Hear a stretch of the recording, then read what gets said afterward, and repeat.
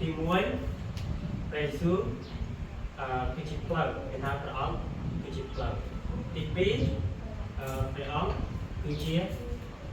ជាសេចក្តីពិតទី3ព្រះអង្គគឺជាជីវិតអញ្ចឹងព្រះយើងនៅក្នុងខទី1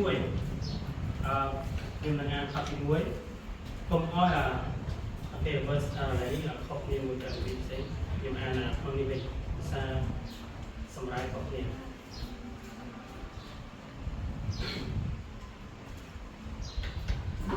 អញ្ចឹងខ1កុំអោយចិត្តអ្នករកគ្នាថប់អារម្មណ៍ឡើយអ្នករកគ្នាជឿដល់ព្រះហើយ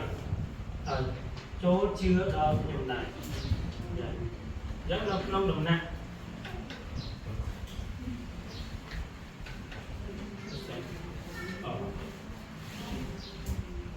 អូខេអញ្ចឹងចាំពីលោកគ្រូត្រូវគ្នាជាមួយលោកខុសគ្នានេះសម្រាប់ច្បាស់ជាងអូខេអញ្ចឹងកុំអោយអ្នករកគ្នាថប់អារម្មណ៍ឡើយអ្នករកគ្នាជឿដល់ព្រះហើយចូលជឿដល់ខ្ញុំដែរទី2នៅក្នុងដំណាក់នៃព្រះបិតាខ្ញុំមានទីលំនៅជាច្រើនពុំនោះខ្ញុំ